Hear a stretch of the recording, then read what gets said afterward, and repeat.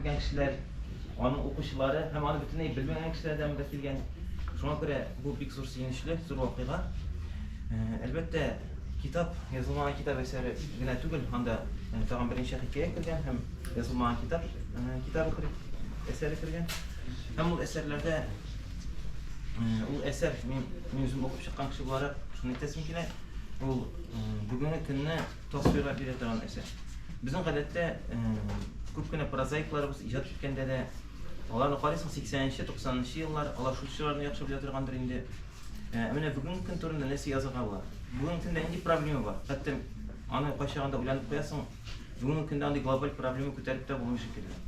Lakin Liliya eligi povestinde, yazılmayan kitap povestinde hem başka hikayelerinde näq mene bugünkü günni tasvirlap berýär kişi. Ol bugünkü gün jyrçysy dep aýtyrga bolar. Şunu ma'nosinde jyrçy şol wagtda süt tili de motor, tili halykşan hem elbette indi onun süjeti bir qaşanda kişini tıngılykta goldaratýan süjet tügül. Her wagt näsedir kötäsiň, indi bütünesi haýatly digendegine tagyn indi problem kelip çygan. Haýyr problem haýda aýtylып bitmey. Mine şuşy bütün wakygalar bugünkü günde näq mene bola turgan Qaysybyz bilen ol wakyga bolargan ki, Allah saklasın. Onda indi tokunuş awrulary da bar. Onda indi bizning gaýle münasibetleri de bar. Andy problema da bar. Bugünkü günde nişe gitip jiňil aýrylşy problemasy da kozgatylgan. Hem elbette problema bolarak tugul, ama näşe turmuşda bolar dip görsetilgen. Hem kişi indi ony akylly kişi özü anlap bitere. Hem bugünkü günde jamgyýetimiz tatar halkyny nişik ýaşagan bilebiz, nişik ýol etken bilebiz. Indi sport barlarga da kireder eken biznikiler. Bizning halkybız türlü kafelerde da siyaşıp oturanlar eken, hem tağan türlü urunlarda näq mene şunday wakygalar bara, bugünkü gün janly wakygalar bara. Aýdagiz, men bu eser turunda köp süýlegençe, bizning hürmetli we gizzetli Liliya Fatip kızı Zakirova tugul, Safinaga. Üzüne siz gelegen. Haýyrly günler. Wagtda menim prezentasiýama kelýüňiz üçin barýyňyzga da bek zor rahmat. Barlygy menim bu yazılmagan kitap, 4-nji kitap. Birinci kitap Yeşilin Mehabet dep atalar. Ol 2007-nji ýylda çykkan edi. Menim student wagtymda ismi Yeşilin Mehabet bolsa da, o kitap zorlar üçin tugul, bolalar üçin hikaýeler jyňyntygy. Ikinci kitabım Jylyk mene dep atalar. O 2018-nji ýylda çykdy. Zorlar üçin hikaýeler jyňyntygy. Üçinçi kitabım uzgan ýylyň aprel aýynda çykdy. Приключения Ешки волшебная поляна. Bolalar üçün Ekiyat Комикс. Bu kitap rus tilinde, gelecekte men onu tatar tiline terjime ettirge tileyim. Hem mene nihayet köpten tügülgene, 2 aýlyk güne 4-nji kitabym dünýä kurdy. Biride bir povest hem 6 hikaye orun aldı. Povest Zülfiye isimli hatynyň sikelteli turmuş ýolunu süretli. Eserde her kişi öz turmuşy üçin özü jogaply, her kimniň bäxti öz golunda degen ideýa ötkerildi. Bu typ Zülfiye'nin ýazmyşy his geçirişleri bilen aňlatylan. Men әлеге eserde şın turmuşda bolgan ýa-ki bolarga mümkin bolgan wakygalaryny tasvirladym. Gadi kişileriniň turmuşyn felsefi fikirler bilen görüp bararga tyrışdym. Häzirgi wagtda bu iki kitap indi birinci kitaplar alar köpden satylyp bitdi. Häzirgi wagtda Приключения Ешки hem ýazylmagan kitap satylan. Tatarstan kitap näşriýaty kibitlerinde, şolay ok Любимый книжный кибитlerinde, Башкортстанда кибиtlerde satylan hem marketplace'larda Azonda hem Wildberries'da. Azonda özübizde sata başlady. Әле kitapyň çygyna 2 aý ýarym gana ötüýe garamasdan, tiraja 3 000 ýarym, indi biz anyň ýartysyndan artygyn satyldy da. Hem bik köp ýyly goýtabazlar kildi. Köpden tügül bitinde edebi marafonyň bir ilişi boldy. Hem onda da indi alyp okugan ilgirgen okuwçylar gatnaşdylar. Alardan da bik ýyly goýtabazlar kildi. Katnaşuşlar bik köp boldy menim eser bilen. Muňa da men bik sevindim. Häzir sizge şu marafonda katnaşkan iň ýeş bolgan eserden ýazylmagan kitap poezisynyň bilen özüklerinden Liliya sizge okup görsetdir menim dostum. Birinci mehabet deyip hislerge birilip yalgışa körmezir diye. Köp ýyllar uzgan, kişiler özgeret, hisler sünnet. Remont yasap qarap durmasaň, elle indi motor ýyrtda. Uzat wagtlardan soň şimrele başlaýar. Mehabet de şulay. Ol ýaşasyn üçin iki kişi güç goýarga tiýiş. Birinci garaşga şun bolup duýulgan ebirler tuman bolup çygarga mümkin. Sen ne karşında bolgan ebirlerine köresin, eşitlerek mi ikenin? Yok. Kıyaş çygyp, barysını da ýaktyrtgaç gana direktor ne bolganyn aňlaýsyn. Хастаханәдән кайткач, песи баласын ашатты, тиз генә душ кереп чыкты да, ян күршесенең ишеген какты Зөлфия. Күңелендәге сөенечен кем белән дә булса бүлешәсе килә иде аның. Кызык, кайгылы чагында күзенә беркем дә күренмәде. Сөйләшәсе дә, хәтта урыннан да торасы килмәде. Ә сөенеч, әйтерсең лә йөрәктә ялкын дөрләтә. Бер урында гына утырып торасы килми. Бәхет хисен башкалар белән, бөтен дөнья белән бүлешәсе килә. Көндәлек тормышта матур сүз, елмаю, тел очындагы дар шинтәне, шешеп аткан алмагачлар белән хозурлану, башкаларның кәефен күтәреп торышу, булар барысы да бик мөһим. Исән сау булу, ике аягында туры басып йөри алу, якыннарының сәламәт булу, менә ул иң зур бәхет. Тик гадәттә без бу турыда уйлап та карамыйбыз. Һәммәм нидәндер зарланабыз, күбрәк акча эшләргә омтылабыз. Иртәгесе көн белән түгел, бүгенге булганыма сөенеп яшәргә кирәк икән бит. Зөлфия моны әле генә аңлады. Инде Лилияның үзенә сорау, китапны язар өчен озак вакыт кирәк булды микән? Язылмаган китап повестен мин 4 ел элек яза башлаган идем. Ләкин ни сәбәпледер, ул бер бүлеген язганнан соң мин тукталып калдым. Ә узган елны мин аны 3 ай эчендә яздым. Һәм үзем өчен менә шундый нәтиҗә ясадым. Зур күләмле әсәр ясар өчен илһам килгәнлегенә көтәргә түгел, көн саен язарга кирәк. Әйе, ул инде әлбәттә илһам булган килмәсә аны бөтенләй дә язып булмый. Ләкин ниндидер урында тукталып каласың. Менә хикәяне илһам килде, утырдым, яздым. Шигырьне дә шулай ук. Зур күләмле әсәрне тукталып калмас өчен даими язарга кирәк. Безнең баш мие гомумән ул энергияне экономияләүгә кылган бит инде. Мәсәлән, китап язарга кирәк, шул максатны куясың, ләкин башка эшләр бар, көндәлек мәшәкатьләр бар. Баш мие шулар арасыннан иң мөһиме түгел, ул иң җиңелен сайлый. Ярар, иртәгә язам әле дип гомумән китап язуга да кагылышлы түгел менә. Без бит инде дүшәмбедән диетага утырабыз. Анда айның беренче көннән йөгерә башлыйбыз. Һәр яңа әйбер ул организм өчен, баш мие өчен шул сәбәптән ул стресс. Шуңа күрә аңа гадәттәге күнегелгән эшләрне эшләү җиңелрәк, яңаны эшләү өчен гадәткә кертү кирәк. Шуңа күрә мин үземә шундый шарт куйдым. Һәр көнне иртәләп тора идем дә, бер стакан су эчкәч, ноутбукны кагызып язарга утыра идем. Һәм үземә куя идем таймер 5 минут. Страх чистого листа дигән әйбер дә бар бит әле. Язам, яки бер җөмлә язылды дип 5 минут үтсә, алга табан язылмаса, үземне алдамас өчен яптым, ноутбукны эшләмим. Ләкин шулай эшли торгач, берничә көннән соң үзеннән үзе языла башлады. Кемдер әйтеп торган туктап булмый. Анда 1 сәгать, 1 бит үтә, 2 бит, 3 бит, һәм шундый үзеннән үзе языла инде. Һәм минем өчен шул вакытта иң мөһиме тын булырга тиеш, бернинди фонда, бернинди тавыш табылмаска тиеш, чебен дә эчмәскә тиеш. Менә бу чебенне кайчак камашаулый идем, ялгышла. Ачып куя иде. Аннан соң ул күндә бит инде күрә инде ничек эшләгәнне. Син язасыңмы диде. Мин анда язып, мәсәлән, күп язган кич кенә чыгам. Анда инде ашарга пешкән, бөтенләй бер эшләнгән, дип гафу итим дип. Юк, язгына тизрәк язып кына бетердим. Шулай итеп язылды. Һәм тагын кайбер язучылар әйтәләр, башта без кулдан язабыз, анда компьютерның җаны юк дигәндә, минем белән ул алай түгел, чөнки минем почеркым ямьсез. Аның үзенең тарихы бар. Миннән 5 яшькә зуррак апам, кичкенә вакытта аңа 9 яшь, миңа 4 яшьләр булганда, ул укытучы буларак ялган иде һәм минем белән мәктәп уены уйный. Ул мине каршысына утыртып куя иде, мин әйтем 4 яшь, укырга язарга өйрәтә иде. Мин тыңлый идем инде, уен дип кабул итә идем. Тыңламасам инде, тыңлата да беләдер, аның үзе сүзләре бар иде. Но уен гына булса да, бер ел эчендә ул мине укырга, язарга өйрәтте. Ул вакытта гына, ул хәзер бит инде подготовительныйга йөриләр балалар, укырга өйрәнеп керәләр. Ул вакытта беренче класста гына укырга өйрәнәләр иде. Мин мәктәптә кергәндә инде шытырлатып газета укыйдым, әлифба түгел, һәм яза беләйдем. Ләкин мин сулага идем. Ул вакытта инде, баланы ничек бар шулай кабул итеп дигән әйбер гомумән юк иде. Мин дөрес түгел кеше идем, һәм мине дәресләргә алып. Әле дә хәтерлим, класста тагын бер сулагай малай бар иде, ул мине бер 2 парта алдарак утыра иде. Укытучы битен рәт арасыннан йөри, ул малайның сул кулы белән язганын күрә иде, шалт кулына тиңе сугады дип. Мин инде автоматически тигән. Ул кулга күчерәм, ручканы. Ләкин мин бит инде яза белә идем, миңа язардан, яңадан язарга өйрәнү кызык түгел иде. Язып булмый, ләкин кызык та түгел өйрәнергә. Шуңа күрә тиз язарга өйрәндем, ләкин матур язарга менә шулай калды. Инде аннарсын сул кулы белән яза башладым. Китапны без тулысынча үз көчебез белән чыгардык, версткасында үзебез эшләдек, тышлыкны да үзебез эшләдек, тышлыкны нейросеть ярдәмендә ясадык, тышлыкны һәм верстканы тормыш иптәшем Раил ясады. Ул беренче карашка гына җиңел эш кебек. Менә текстны яздык да нейросеть үзе ясап бирә, ләкин чынлыкта ул алай түгел. шактый катлаулы эш менә Тибби ва Зөлфиянең сурәтен табу өчен Раил аны бер атнадан артык эзләде һәм ул аны менә бераз эзләде дә утырды түгел, көне буе эзләде.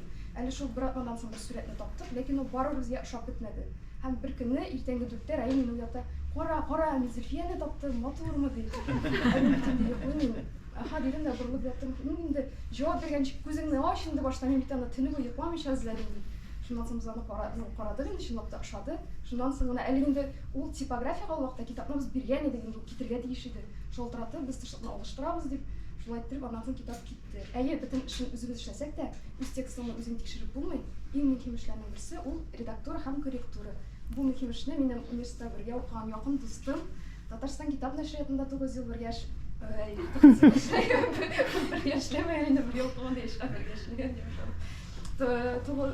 эшләгән хәзерге вакытта Салават күперенең баш мөхәррире булып эшләүче Гөлнара Хайдарова. Мин аңа бик рәхмәтле, сүзне аңа бирәсем килә. Мен игътибар итегез әле.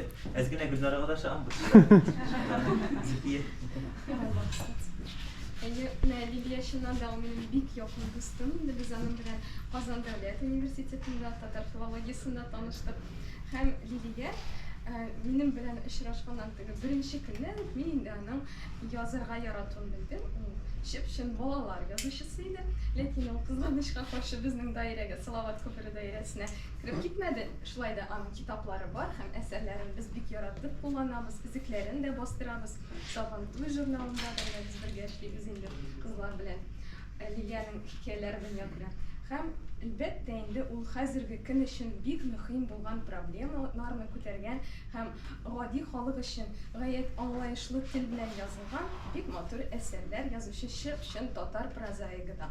Лилиянең китабын кулга алгач, мин гомумән инде редактор булып эшләгәч, кызганычка каршы хәзерге көндә менә китапны ачсам, әз генә хата тапсам, кытыршы ягын тапсам, мин инде аның сюжетын укый алмыйм.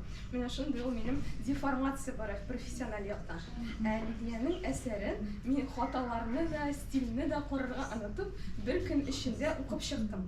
Бик кызыксынып укыдым, чөнки безнең китап тирәтәс килә инде. Лилиянең китабындагы геройларның язмышлары, алар әйтерсең лә Лилия тарафыннан язылмаган, Аллаһ Тәгалә тарафыннан язылып, Лилия аларны кәгазьгә генә төшергән кебек. Алар әйтерсең лә үз тормышлары белән яшиләр, үз сүзләрен сөйлиләр. Һәм монда миңа иң нык ошаганы, монда ак геройлар да, кара геройлар да юк. Һәрбер геройда, һәрбер персонажда уңай яклар да, тискәре яклар да бар. Хәтта Зөлфияне дә без тулысынча уңай персонаж дип әйтә алмыйбыз. Ул баш персонаж булса да безнең, аның да үзенә карата теге тискәре сыйфатлары да бар. Кайбер кешеләргә ошап җитмәгән яклары да бар. Һәм иң мөһиме Зөлфия ул чын хатын-кыз. Һәм монда инде чын хатын-кыз язмышы сурәтләнә. Безнең Салават күпере журналы еш кына Татарстанның төрле районнарында була. Һәм без инде үзебезнең журнал турында сөйлибез. Һәм иң ахырдан менә бу инде безнең яраткан дустыбыз Лилиянең китабы. Без инде сезгә күңел өчен дип Лилиянең китабын да тәкъдим итәбез. Һәм бик яратып алалар, бик җылы кайт авазлар киләләр без инде Лилиягә. Аларны җибәрәбез, шатландырабыз. Китапны чыннан да бөтен Татарстан гына түгел, Россиядә яшәүче татарлар да укысын иде. Лилиянең геройларыннан үрнәк алсын иде. Алар ясаган хаталарны ясамаска тырышсыннар иде. Гыйбрәт алсыннар иде дип телисем килә.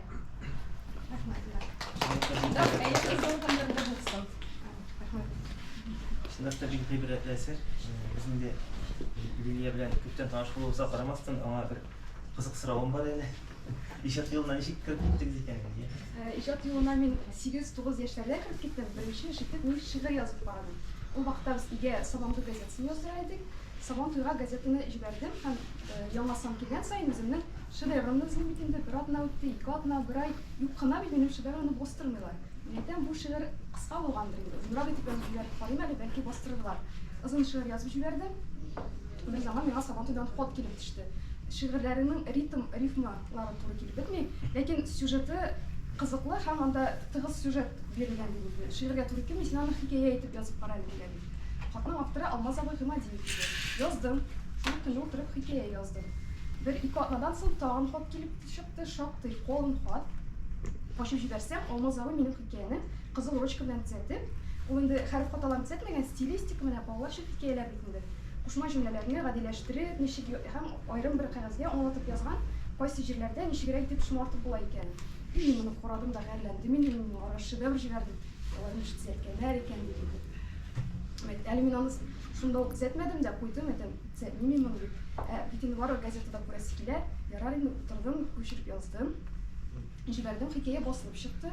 Әле алга табан да мин хикәяләр язганда шул кәгазь биттен үземә үрнәк итеп куллана идем. Менә ул вакытта редакцияләү булган инде, мин аны аңламаганмын гына. Шул атмазага әйткән хаталарны җибәрмәдем икән дип төзәтеп чыга идем яңадан. Шуннан соң басыла башлады. Әйбәт язганда Алмазагы мактап та торды. 2 хат Илдар Юзеевтан килде, хикәяләремне мактап.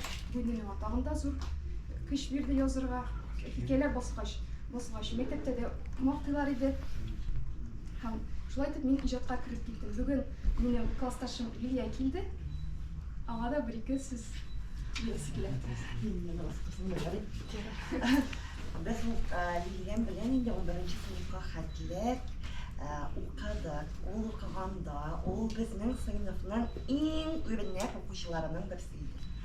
Ул лидер иде безнең класста, ул староста иде. Без укыйбыз, безнең класста бит инде 13 бала. Лилия, баларның икесе отличница. Мин дүртле белән бишлегә алар артыннан чабам. Мин әйтәм, ник кенә балар артыннан чабып, укып, яхшы укый алмыйм икән диеп, шуның хәллә тырыштым, но булдыра алмадым. Әйбәтем дә әйбәт, синең кебек түгел. Шуңа да карамастан, менә ул отличница булу ягы, үзенең ягы бар иде. Ул һәр үзебезнең укучыларыбызга ул булыша иде. Менә күп кенә малайлар инде теге 7нче класстан соң укымый башлый. Алар Лилия инде укый инде диде. Ул башка Лилия укытмаса да, но Лилия елмаеп инде кичерегез укыгыз дип. Безнең классна 11нче класска хәтле укытып чыгарды. Аңа иҗади уңышлар алга барды калган. Синең белән бик хатırlar. Шунда әдәбият олимпиадаларында без бергә яшәп утырган идек һәм бергәләп җиңә торган идек гадәттә. Менә Сабантуйдан кала башка газеталарда язганыз булдымы икән? Әйе, минем тагын Көмеш кыңгырау газетасында, Татарстан эшләрендә материалларым басылды. Соңрак инде студент вакытында Казанлылар журналында, Акшарлар газетасында, Язмыш кыша газетасында һәм башка бик күп газеталарда материалларым басылды. 8нче классларда укыганда микән миңа хатташучы шундай әйбер әйтте: "Син менә язасың, молодец инде, ну синең бу язуыңнан берәр файда бармы соң? Әллә конвертка акча гына түгәсеңме инде син?" дип. Мин дә ул вакытта гомумән акча турында уйламыйм бит инде, шатланып газетада чыга дип, үземне бик кеше итеп хис итеп язам. Бу мин уйлана калдым. Карагыз, ничектер кимсеткән кебек булды. Ярам әйтәм, газетадан сорап карыйм әле мин моны. Хикәя җибәргәндә гонорар сорап яздым. Хат килде инде, балалар хезмәтен кулланырга ярамый. Гонорар түләнелми дип инде. Ул бит инде 18 яшькә кадәр түләнелми. Әми бит инде бала, барыбер аңламыйм. Мин 8нче класста укыйм, зур дип саныйм үземне. Татарстан яшьләре газетасы килә. Ул әйтәм, балалар газетасына язым әле, мин зурлар газетасына язсам, миңа әйтәм гонорар түләнә. Яздым Татарстан яшьләре газетасына. Инде бит теге хикәяләр язып бирәләр идем. Аннан миңа җавап килде Лилия Басматуллинадан. Ул мине синең теге башкалар белән чагыштырганда стилең әйбәт, шуңа сәтәсе дә үтеп мактады, ләкин журналистика бераз генә бит инде статьялар бераз генә башка төрлерәк стильне аңлатты, тематикаларны ничек язырга икән, шулай итеп анда басыла башлады минем бер хикәяләрем. Бөтен мәктәп хәлләрендә яза идем мин анда. Берничә статья басылып чыккач, мәкалә басылып чыккач, мин андан да гонорар сорап яздым. Әлбәттә Татарстан яшьләренә киттем. Ләкин мин бирешмәдем. Нәрсәләр язганымны хәтерләмим. 1-2 тапкыр сорап язгач, алар бирештеләр. Миңа әйттеләр, әниеңнең исеменә гонорар түләп була дип. Ул вакытта әле банк картлары юк иде. Әле хәтерлим, әни почтага барып, кул куеп шул гонорарны алып кайта иде. Мин ул күп булмагандыр инде ул. Күпме булганын да хәтерләмим, нәрсә алганымны да хәтерләмим, ләкин әни шулай кайтып, менә синең гонорарың дип булма ташлагач, үзем өчен горурланганымны хәтерлим. Менә минем хезмәтемне бәялиләр икән, тагын да күбрәк яза башлаган идем менә шул. Аннан соң 10нчы классларда укыганда мин хикәяләремне җибәрдем Иделем Акшарлар конкурсына, финалга үттем. 3 көнгә Казанга чакырдылар. Ул елны мин кызыксындыру бүләген алдым, урын алмадым. Ләкин бу инде минем өчен зур җиңү иде, чын язучыларны күреп, яшьләр белән 3 көн мастер-классларда катнашу. Аннан инде мин язучы булам дип кайтканымны хәтерлим. Соңрак университетта укыганда 1нче урын алдым. Проза буенча һәм драма әсәрләре буенча 1нче урын алдым. Мәктәпне тәмамлаганчы диген ура кірдім Казан дәүләт университетына. Монда инде тулысынча без иҗат дөньясында кайнадык. Группада да Рөстәм Галиуллин, Лилия Гыйбатуллина, Гөлнара Хайдарова иҗат кешеләре күп иде. Һәм безнең кураторыбыз, язучы Халисә Ширмән иде. Ул һәрвакыт киңәшләрен биреп торды. Әллүкидә без бик актив катнаштык. Активизм белән Галимҗан абый шөгыльләнде. Һәм сүзне менә аларга минем остазларыма бирәсем килә, Халисә апага, Галимҗан абыйга бирәсем килә.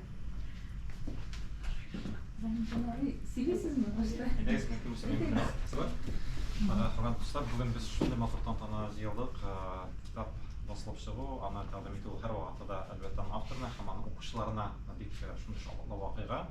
Мин дә монда әдәби марафончылар исеменнән килдем, китап укучылар исеменнән. Миңа зур бәхет үземнең хезмәтемне бәяле белү ул синең китап укучыларым булу дип уйлыйм хәзерге вакытта. Әгәр дә синең язган китабың бер кемгә дә кирәк булмаса, киштәләрдә ятса булмаса, ул миңа иң авыр мәсьәләдер язучы өчен, шагыйрь өчен һәм гомумән әдипләр өчен. Шуңа күрә менә мин игътибар иттем. Инде китаплар 2007-дә чыккан булса, 2008-дә аннары инде менә сонысында бик тиз үскән арифметик геометрия, геометрик прогрессия белән башлаган. Шуңа күрә геометрик прогрессия белән синең китапларың алга таба чыксын. Инде без үз чиратында әдәби марафончылар исеменнән һәрвакытта да синең китапларга игътибар булыр. Мин инде анализ ясый башладым. Безнең 21 гыйнварда 30-нчы әдәби марафон үтте. Һәм монда Лилия Закирова дигән фамилия инде шактый чыкканы күренә. Шуңа күрә син топ 50 исемлегендә ничәнче икәнен мен әйтә алмыйм. Тиздән аны шулай мәгълүматка ирештербез. Һәм инде безнең әдәби марафончылар арасында Татарстан китап нәшрияты белән берлектә китап уйнату булды. Безнең 2 китап хәтта уйнаттык. Һәм инде әлеге авторлар, әлеге китап укучылар безнең Актаныш ярышчылыгына китаплар китәчәк. Һәм менә бу китаплар гомумән менә мин әле икесен беләм, тагын берсен русчасын белмәйм, ул китапның барлыгын. Шуңа күрә бу китапларны үз чиратында язучылар, кемнәр авторлар булган диле безгә хәбәр итәргә һәм без инде аларны халыкка ирештерергә һәрвакыт әзер. Уңышлар сиңа. Бик зур рәхмәт. Безнең Әллүкидә иҗат birleşmәсенең ул вакытта җитәкчесе, язучылар ягыннан җитәкчесе Галимҗан абый Рахманов. Рәхмәт. Хөрмәтле әдәбиябыз. Мин бүгенге көндә нык сөйгән кешеләрмен. Синнән кала бирдем. Җәмәгатьтән кала. Чөнки мин сезне кызларым дип йөридем. Кызларым кебек үзем туган бер гаиләдә яшәгән һәм бер гаиләдә иҗат белән шөгыльләнгән балаларым кебек, кызларым кебек. Менә бүген шундый сөйнечле вакыйга. Инде хәзер 4-нче китабымны тәкъдим итәбез. Димәк, иҗади тормыш, иҗади язмыш инде урысча әйткәндә состоялся, инде бу состоялось. Шулкадәр матур иҗат гомере кичерәсен мин карап барам. Һәм менә бүгенге көндә шушы матур залда китап дөньясында дусларымнан, хезмәттәшләремнән, иҗатчыларымнан матур сүзләр ишетү бу бик зур нәрсә минем. Инде Әллүкигә килгәндә чынлап та анда дөнья бар иде безнең. Әллүки дөньясы 4-нче еллар башында 7, 8, 9, 10 еллап шушы яшь иҗатчылар берләшмәсе шулкадәр бер матур итеп. Мин дә куратор гына идем. Аның старостасы бар иде, Ленар Шәйх белән басып торды. Рифат Салах менә, Алина Бекмина, Гөлнара. Монда бар, монда кешеләр монда бар, Аллага шөкер. Һәм шушы матур дөньяда 35-ләп, 40-лап кеше чыкканнан. Инде минемчә 30-нчы ма әле юбилейны белә утырган, карап утырганда 30-нчы менә минем шушы Әллүкишем бүген шундый бәйрәмне үткәрә. Нидер исемлек бар үзенең шундый шартлар өстәгән. Һәм киләчәктә дә шушы алдагы иҗатка бер омтылыш, бер тәрбиш булсын юлына бүгенге сөйләшү хәтта. Инде әдәбиятның максаты бар бит аның. Әдәбият бит ул менә үзең өчен язмыйсың, хәтта укучы өчен дә язмыйсың. Аның үзенең максаты менә бүгенге дөньяның баш героен, бүгенге дөньяның геройларын теркәп калдыру. Һәм шушы геройларның гыйбрәтен яки үрнәген шулай ук акка язып калдыру. Бу тарих ел язмасы. Ягъни менә бүгенге тормышыбызны сурәтен, аның матурлыгын яки аның проблемаларын теркәп калдыру. Язучының таланты шушы дөреслекне, хакыйкатьне һәм шушы матурлыкны, һәм шушы гыйбрәтне кирәк икән. Дөрес итеп калдырырга тырышу. Менә мин шушы яклап якын киләм үземнең яшь иҗатчыларыма бәя биргәндә. Менә бу яклап килгәндә Лилиянең менә бу иҗаты ул бүгенге менә яшәешебезнең бер көзгесе кебек. Лилия, син бүген татар яшь буыннарының дөньясының һәм дигәр гаилә төзелешенең модельләрен тудырып калдырасың. Һәм шул модельләргә карап, укучы гыйбрәт ала, үрнәк ала һәм үзенең дә язмышын ничектер дөресрәк юнәлешкә кертеп җибәрергә тырыша. Син ул сабак бирәсең. Менә шушындый зур эш эшлисең син бүгенге көндә. Син үткән тормышта түгел, киләчәктә түгел хыялый. Нәкъ менә бүгенге яшьләр өчен төрле рецептлар бирәсең, модельләр бирәсең. Һәм шуларга карап, ничек яшәргә өйрәтәсең. Үзең яшь кенә булсаң да, син шул кадәр яхшы беләсең бүгенге тормышны. Һәм менә шушы мөнәсәбәтләрне, үзара мөнәсәбәтләрне бирәтә гаилә бит инде. Гаилә бит ул төп нәрсә тормышта. Гаилә ике кеше арасында мөнәсәбәтләр, балалар, ата-аналар мөнәсәбәтләре. Монда шушы модельләр куелган инде. Һәм алар минемчә бик дөрес хәл ителгәннәр. Әлбәттә, анда бер атта шул кадәр тын алырга да ирек бирмисең инде. Шул кадәр тыгыз бара анда тормыш, шул кадәр. Чөнки бүгенге тем шундый. Син хәтта тем образын тудырасың. Бүгенге тормышыбызның яшәеш, вакыт темпының шундый инде үзенчәлекле сурәтен тудырасың. Һәм тугры килә ул синең. Чөнки тын алырга да ирек юк. Менә яшәйбез шулай бит. Без әле өлкәнлектә дә чак өлгерәбез. Яшьләргә бигрәк тә кыен. Чөнки шул мәхәббәт мәсьәләсе башкача хәл ителә. Гаилә тормышы, балалар тәрбияләү. Бөтенләй башкача хәл. Чөнки минем кызларым, балаларым да бар, оныкларым да бар. Хәлендә оныкчыларым да барга тиеш. Менә шушындый дөньяда нәкъ менә синең кебек язучы кирәк. Әлбәттә, теге бик кызык яклары бар дип, бераз кызгандырып, җәлләтеп тормышның кара якларын күбрәк биреп, җылата укыта торган әдәбият та бар. Берекенә бер желтый пресса дип әйтәбез. Синең андый түгел. Синдә менә шушы проблеманы шишу юллары бар.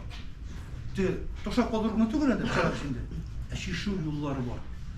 Чөнки ахыр чиктә синең менә бу геройларың да Зөлфия тирәсенә тупланган геройлар, Зөлфия үзең беренче чиратта. Бу язмышын хәрит юлларын таба. Әлбәттә, ялгыша ул. Аның тирәсендәге кешеләр дә ялгышалар. Ләкин барыбыз да шушы юлны эзләргә кирәк. Ахырга чаклы барырга кирәк. Хикәяләр турында бик генә әйбер. Синең хикәя бик бетлек яшәгән беләбез без. Әле килә чакта иң күп басылган кызылы шушы әле прозада. Bütün Sabantoy gel basıp duraydı anı. Ne buralar için indi kübrek. Şu an kadar olmaz kıymadıyım. Stilin direktif beyt yazayım kuşağında anı. Simvollar bile işle uşuyor. Obrazlar bile, suretler bile işliyor. Mene ol pırşak degen bir. Bruş konfitanda gibi. Başka eberler. Mene şu bir detay aşağı, bir obraz, kiçkene gene bir şu obraz aşağı, kişinin yazmışı özgürü. Kişinin yazmışı yaptırıp gide. Belki de 2-3 güne bitlek kurşak degen yürüyüp qaragız. Kişinin bütünlüğü başka türlü hareketli alıp gide. Şu bir kurşak, size bergen kurşak arkasındagına, bolakçağındagı kurşak kişini özünün asılına alıp kayta. Şu kiçkine gene eybirde de şunday zor edebiyat tudura alıp seriyeti var şimdi. Hikayede şolay kirega kirek, mıhtal janrını. Bu nerse, oңuşlar indi. Oңuşlar hem indi mene süyaşı bu turlar bulacak dip de süyaşı indi. Rahmetlerini bizning polemikalarni davom eta olamiz. Süyaşlarni yarayma. Mene rahmet jamaatingizga bik shunday motor yordamching bor sening. Niqli teraging bor endi biz ko'rib turamiz. Biz endi bugun gina shirashmaymiz. Hammamizning mene shunday bir azirligingiz bor. Maketlarni ishlaysiz, mene o'zingizning zavq bor bek motor. Ham borsa da bor. İşleyen. Oңuşlar. Hürmetli ve hizmetli okutuşumuz, müəllimimiz. Ayı şulay, Hazırki vaqtda uzun gəllikini başlıq indi. Kalisa Qarşıman. Liliye, men şu kadar şad, senin şu kitapların çıqqanına, hem ижатыңның үзілмеші, дәвамчан болуына шын көңілден шатланамын. Мында әлі біз бірнеше оқытушы, Радик абыйында, біздің білен Ғалимжан абыйда. Һәм мен шыннан да сіздің куратор едім. Лилия әйтті, 3 Лилия барды. Біздің түркімде 2 Лилия еді. Һәм аларның икесе дә Закирова иде. Һәм шуңа күрә мин аларны ничек аерырга белмичә аптырый идем. Теге язганда, ниткәндә бик озак аера алмадым. Бик озак Закирова Лилия булып икесе дә калды. Ләкин аннан соң инде менә еллар үтте, тәмамлап чыгып киттеләр. Лилиябез хәзер инде безнең тулысынча мәдәният тормышына, китапханә тормышына кереп китте. Икенче Закирова Лилиябез менә шушы иҗат юлын дәвам итә. Әгәр хәтерләсәгез, беренче курста без сезнең белән беренче курсларның багышлау кичәсенә шундай бер тамаша әзерләгән идек. Суд процессы иде ул. Ягъни үзләренчә, ләкин гади генә суд түгел иде ул, мәхкәмә түгел, нәкъ менә шигъри, ягъни мәхкәмәгә без инде үзебезнең төркемнең сәбәпләрен, безнең чынлап та безнең төркемнең иң яхшы икәнлекләрен күрсәтергә теләгән идек. Һәм шунда шигырь белән языгыз сценарийны дигәч, бер 15ләп кеше микән 15ләп сценарий килде. Шигырь белән язылган бит әле ул, бер төркемнән бит әле ул. Ләкин Лилия әйтте, мин шигырь язмыйм диде. Мин прозаик диде шунда ук. Мин инде ярый дип һәм шуны башкарып чыккан идек. Менә шул минем исемдә калды. Сезнең төркем 11:41 иде, шулай бит? 11:41 дөрес хәтерле микән? Һәм мин әле аннан соң сез тәмамлап чыккач, Койрыклы йолдыз дигән бер шундый саубуллашу нәрсәсе дип әйтим икән инде, хикәя дип әйтим икән дә язган идем. Сезнең белән саубуллашып, башка мондай төркемнәр булмасын дип. Чынлап та сез менә шул кадәр якты бер йолдыз кебек шундый төркем идегез. Аерым алганда менә мин интервью биргәндә тиз генә килдем дә һәм бер сүз әйттем. Безнең Лилия ул бик акыллы дидем. Һәм шуннан соң тезеп китә ала идем. Акыллы, талантлы, шигырь һәм башка. Ләкин менә шул акыллы дигән сүз бу чын йөрәктән әйткән сүзем, чөнки Лилия әле миндә курс эшедә язды. Һәм ул әдәби әсәргә филологик анализ дигән темага язган иде. Хәтерлисезме икән безнең Бабенко дигән рус шундый тәнкыйтьчесе бар иде. Һәм аның әсәренә нигезләнеп менә шундый иттереп, түгел иттереп язып китерде, мин хәтта ышанмадым. Ул вакытта бит әле безнең бернинди дә теге нейрошелтәрләр, анда тагын нәрсәләр, интернетлар ул кадәр кулланылышта булган вакыт түгел. Шундый түгел иде ул. Хәтта мин аны әле соңыннан күрсәтеп тә йөрдем студентларга. Менә шулай курс эшен язырга кирәк дип. Ягъни мин менә хас Лилиягә хас булган сыйфатлардан аның менә шушы түгеллеген, акыллылыгын күрсәтәсем килә. Икенчесе максатчанлык. Әгәр ул үзенең алдына бер максат куя икән, Лилия бүген үзеңдә шулай сөйләдең инде, һәм уена кереп утыра икән бер нәрсә, ул аңардан читкә тайып булмый. Бер ара, берничә ел син күренмичә тордың, китебрәк тордың. Мин инде шунда эзли башладым, актара башладым Инстаграмнарны да, ВКонтактеларны да, кая китте икән Лилия дип. Һәм менә яңадан килеп чыгуым мине бик нык шатландырды. Шуңа күрә иҗатың дәвамлы булсын. Инде теге Мөхәммәд Мәхтиев, Мөхәммәд абый әйтә иде бит, мин 40та яза башладым да мине яшь язучы итеп саныйлар дип. Гел шулай дип әйтәләр миңа дия иде ул. Син әле яшь, сиңа язарга да язарга, алда менә тулы бер иҗат тормышы синең. Һәм шул юлда сикәлтәләрсез яхшы гына барырга булсын. Һәм укытучылар булганга син бер генә дә ничек дип әйтим икән инде, ачуланма, әйтелгән сүзләргә тәнкыйтьләрне сезгә Рифат апа өйрәтте бит, шулай бит? Рифат апа тәнкыйтьне өйрәткән. Рифат апа тәнкыйть аша үткән кешеләр, алар инде теләсә нинди тәнкыйтьне кабул итәләр. Галимҗан абый шул кадәр дөрес сүзләр әйтә, менә аның сүзләрен колагыңа салып, киртеп куйсаң, мин аны үзем дә тыңлыйм, сезгә әйткәндә дә, балаларга әйткәндә, укучыларга әйткәндә дә мин аның сүзләрен үзем дә тыңлыйм. Шуңа күрә укучыларың булсын, һәм кырыенда шулай укытучыларың, устазларың һәрвакыт булсын. Укучылар сезгә.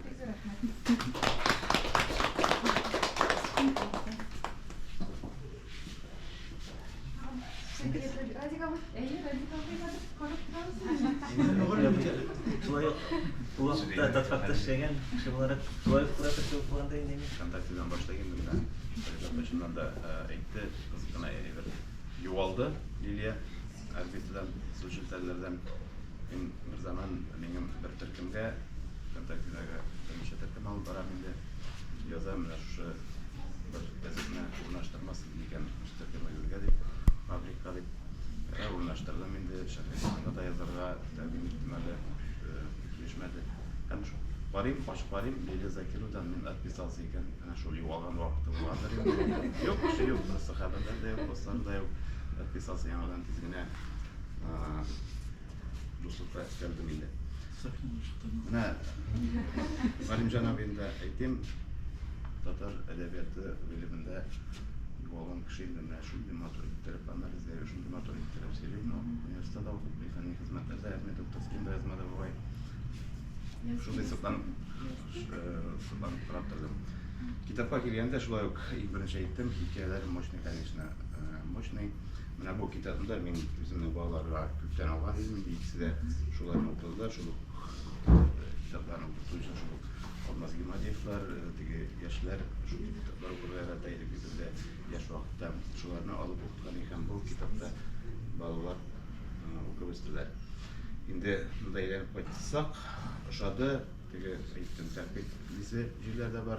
Vakit vaktine girişem, Halimcan abi bilen sürücüde bayağı vakit patladan işte şunun kadar köp vakit tili de üzgerip bir de stili bana hazır anlap koydum. Bazı rakitlerden sizlik tura aşıktan yerlere var şunu deyip Metem uylap koydum, metem kakıra şu ya aşık turatıran vakti olan değil. Her birine başka sıktı, ya ki benim indiği dışı varlık hakikaten ben bana zamança terminler bilen işitesin indi. Üzerinde evet timing bilgisi, mımsı, fotoğrafı bakıttı, maksat, detaylı bir kodlavlı ülkeler, bir kodlavlı meseleler. Lakin sizin birinci yaşında motorlarına şişleşler, tabi alvansın. Avla tabi hem kitabın sınıfı cümlesini okudum da şunları uylap koydum indi. Lakin bu kitabın devamı gerek, bu süjetin devamı gerek. Şu an göre belki yazılmayan kitap gibi atalarda uylap koydum ben de düşünce. Şimdi posta yazır mı diye yani dedim. Elimlikten bu resimcilerle bir de daha önce sikilmedi. Biraz sikilmedi. Bunu yüzüne göre tartaydı. Tarafay bir kişiler gacap neler desin kitapta okusun diye dedim. Hem daha bir talantına sıklandım. Bu kitapını ben kitap neşriyatından almadım. Ben neşriyatlarına şu Kanişski kibrit var. Şundan kitaplarını alamayınca hem bana gelip çıktı. Leyla Zakiro'dan şunu aldım. Yani Tarafta bölü selatinde var. Bizim bitinde yazışlar bu kitabını neşriyat çağıran iken neşriyat taratıra satıp bitirge teyiş, gönderem büleriye teyiş diyen fikirde tıra emda ilde bu yaptığında talant var. Yani kitap bilende, Tatar kitabı bilende, Tatar geroyları bilende öyle akşadaşlar bula diyen fikir kurdu. Hem sonuçlar olarak. Belki sıralarınız vardır.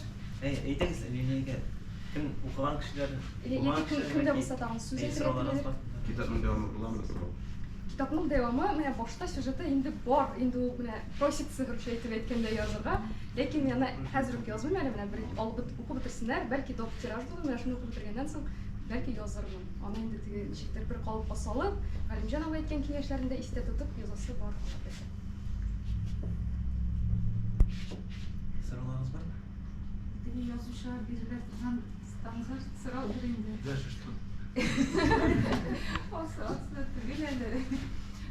Bayan alası sürücülerine tügü barmaktan soğurup yazasız mı deyip sıraganlar idinizde de durmuştan alasız. Көбісі олардың мына геройларының тұрмыштан алынған мына прототиптары бар. Даже әне мына китапны оқыгач айттым, мына бу безнең авылда булган хәл бит дип. Ләкин мин тұрмыштан алып, мына ничек бар шулай итеп язмыйм. Ниндидер геройда кайсыдыр хәтта бер геройда ике кешене берләштергән мөмкин һәм шишелешен башкача үземчә итәм. Аны карыйм мин мәсәлән, ул bu problemini şişmegen. Мен аның шишу юлын эзлим. Шуңа күрә тормыштан алдым да ничек бар шулай яздым түгел, ләкин аларның барлык прототиплары ниндидер Шунdan көрнейді, ничек тұрмыштан алып, Күңеліңе шалып керіп, міне шуны бересің, ижади. Шуңа күрә менә кемнеңдер язмышы турында гына дип әйтә алмыйм мин аны. Кайсыдыр уйдырма җирләре дә бар инде әлбәттә, ләкин чынлыкта менә ниндидер вакыйгалар барыбер дә тормышта калган. Менә Бәхтияр кем ул? Бәхтияр кебек кешеләр бармы ул дөньяда? Бар. Бәхтиярның менә чынлап шундый ситуациядә калган, бар прототипы, ләкин шулай ук анда башкачарак инде ул. Ләкин чынлыкта бар. Анда менә бу сюжетта булган кебек үк түгел, башлангыч менә шул ситуация бар. Тагын бер сорау, Бәхтияр исәнме? Китапның дәвамы чыккач белерсез. Бunda китте.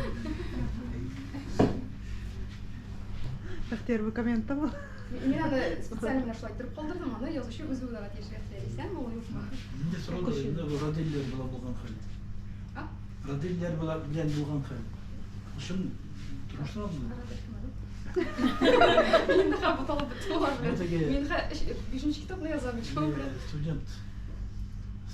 Ансы юк, ансы, ну, Үзем белән. инде тормышта андый хәлләр бар бит инде, булай именно ситуациясе булай. Менә бу модель кызык шулай ук. Тормышта ул безнең шулай бар. Шулай бит. Бар инде, гомумән тормышта бар. Әмма шуның ахыры гыйбрәте шулай ук бит. Ушыга кирәк иде. У кызлар ярый бу ул ни йөрәк Йөрәгемне тыңлап. йөрәгне тума дигән фикерне аерым. Тагын бер сорау шикелле бер әйбер бар. Мин шушын әсәрне укыганда хатын-кызлар ничек уйлаганын аңлый башлаган шикелле әзер. Чөнки Лилия безнең хатында сорау аңлый башлаган. Һәм аларның әсәре һәм моны укымаса хәерлерәк булган икән дип уйлыйм. Аңлап бетермәсәң кызыграк бит инде. Ләкин тагын сорау бирәсем килә, ничек итеп ирләрне ничек уйлаган каян билә алдың? Нюансы гаҗәп. Юк, мин хатын-кыз барып аңлыйсың инде, хатын-кызлар. Чынлап та бөтен нәрсә логика буенча да бармый, анда аңладым мин. Менә ирләрне ничек аңлап тора? Тормыштан чыгып инде, менә районлы күзәтән тормыш. Таныш кешеләр. Районның башына кирип уйлый алмыйсың бит, шулай әйтәм. Без менә еш кына дәрескә әйткәндә, менә иртә белән даже кофе эчкәндә 5 минутка дип әйтелгән. Шулай фикер алышабыз, иҗат турында да, менә мин әсәрләрне дә беренче язгач укыйм. Барыбер дә инде мин теге уйларым белмим инде мин бит инде аңа кадәр ирләрнең уйларын язмадым. Нәрсә ничегрәк менә Юк, анда мин уйлап карадым, туры киләдер инде. Демәк, мин психолог кебек барыбер. Бүтән ирләр өчен җавап бирмә.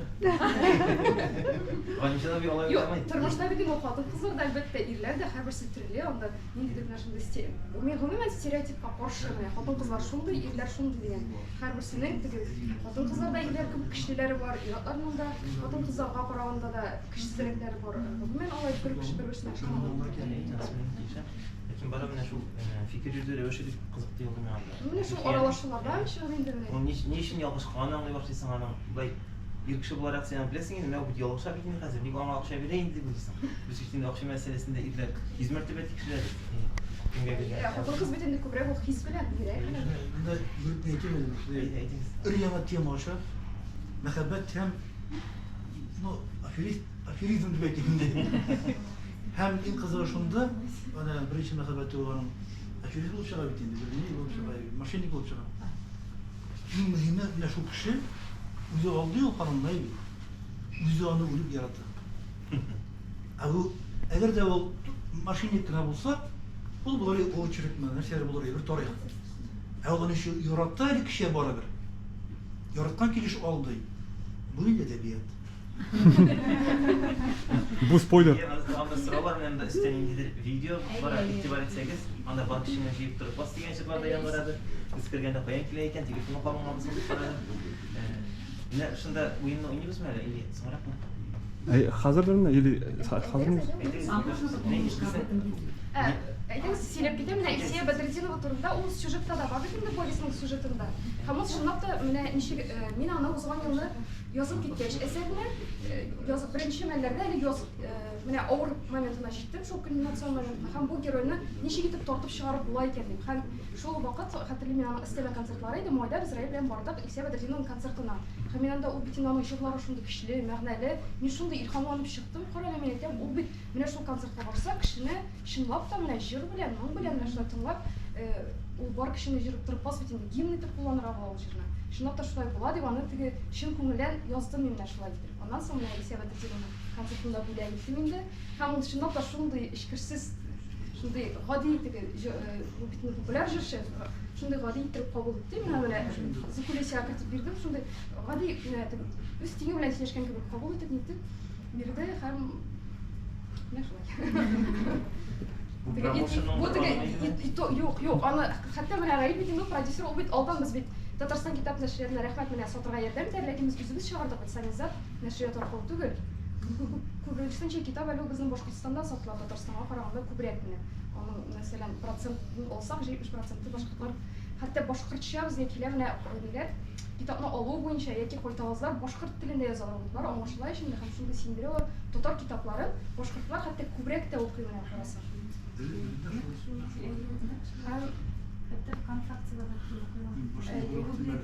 Yok, әле без менә ВКонтакте группаларга эзекләрен куйдым, шуннан язып, китапны ничек алып була дип. Аларның кибетләрендә, аларның китап кибетләрендә күбрәк безгә караганда менә мәсәлән без Планета книги. Ну, раньше гына инде сату буенча. Аларның менә 40 китап кибетләре бар. Алар һәрберсенә шундый тиз реклама без китапны җибәрүгә, алар алуга, хәтта даже башта бит инде транспортны әйберләрне үзебез түләдек. Китап тиз сатуга бөтенсен үзләре түләп reklamlar, kın içinde reklam okuyup, şöyle bir evet satıyorlar, hem oluşular da. Bu ne reklamı degenden. Ben onu Ray'le söyledim de, ben bu turda yazam diye, batkanda söyle var, Ray'le de, o şef reklamı burada. Biz zaman hep erleşip bittik mesela, indi reklamı. Reklamı olsam ben onu yazmayayım diye. Kumuyla şıkkana yürüdüm de, şimdi ne çıktık reklamı hot edip şuna göre biz ama kırıgıda tek reklamı esas deyip etmedik. Dedim bir sözde anda yürüdüm, onu şuna göre ben bildim öyle. Sahneye şarao özü koştu, ben sahneye şahsım kime geldi kumum ben anda ettim çıksam da, ben şekilde sizin konsert'a menip, ben kitap yazdım diye ettim. Yarasın işim, ben üzüm etendim, şulay gına buldu. Reklamı degen sözümü ben bulmadım. Kumum ben ona karşıydım, orayla kitabını soturga kireydim. Aparasını tübüleyim bu kadar. O beni kundurdu, eğer de sinema bülek, ona bitinde priятно была kişi geldi. Sinema bilmesem onu kurmayacak bitinde, ona kitap kura vakti yoktu, preşularına kundurdu el ona bülek getirgedi onu. Sizlar endi bize uyunumiz eser. Siz gece logika degan belashlarga qarag'angiz bor direkti bor so'rayaptilar. Ve şu bizim ekranlara qarasangiz, onda iki yazışı verilgan, iki ijod qilishni berdik. Eğlenemeden, albatta grupdaşlar shuni qiladi. Eğlenin.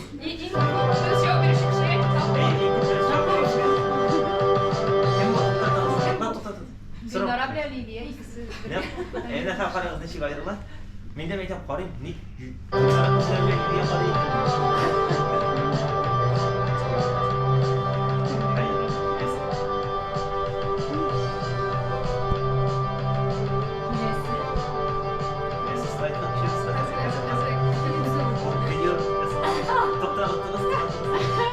Tanışsız mı bu kişinin?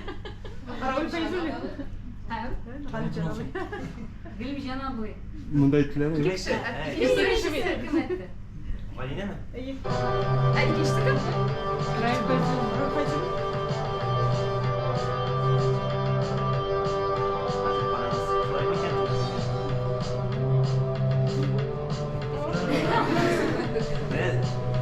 Sabah derse şey.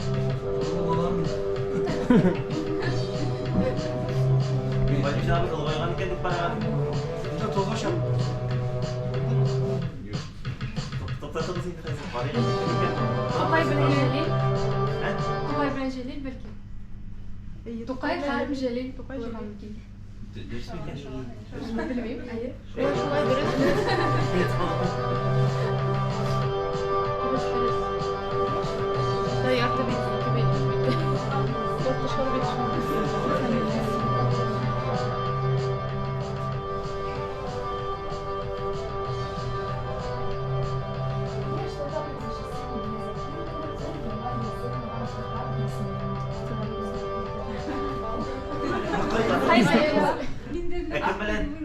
Kim bilen birge? Yaş Tatar yazıcısı Hülya Zakiroğlu ör yollar yazdırmadan kitabı dünya kurdu. Elbette ilgili çıkılan Rok niş yazılmadan Күзләре танырга кирәк бу кеше. Yazıcılar Okey, tutar. Rayı tutar. Yok, rişet bak aşağıdan mı tutuyor? Ири кеше белән ири кеше дә ишенде. Yok, yok, yok, Yaş Tatar Şeşine kuralım. Красавчик, помоги. Любимчик Аркайловин'in любимчisi. Onun yaratkan kişisi ekan. Ular birga ijod etgan eser bor. Ularni drama etib qo'y deymi? U kishining esarini Arkayloviy drama yozdi. Qiz populyar yazmış. Populyar avtor. U kishini kim nashr etib yozishlar. Ular qadam Hey bilemiz biz. Ayy. Aytdilar. Точно, я не знаю.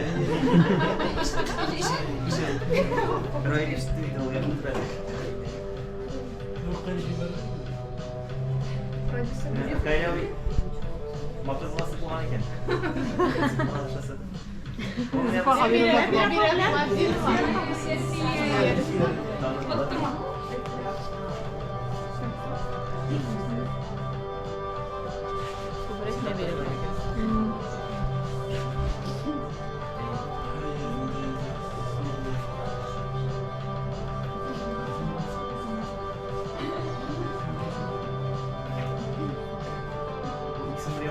Polisiya bulaşan indi.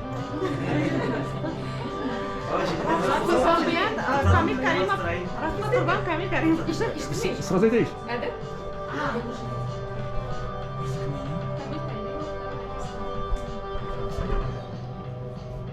Onlardan şimdi bağlı oluyor.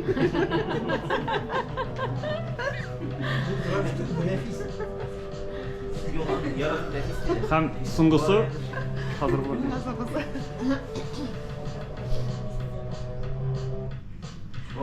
Lilia da Ivonka. Halis yapar. Evet.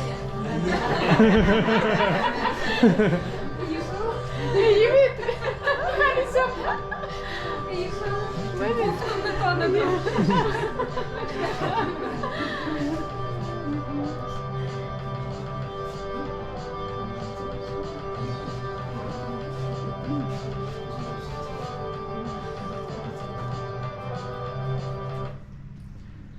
Все buldu mu?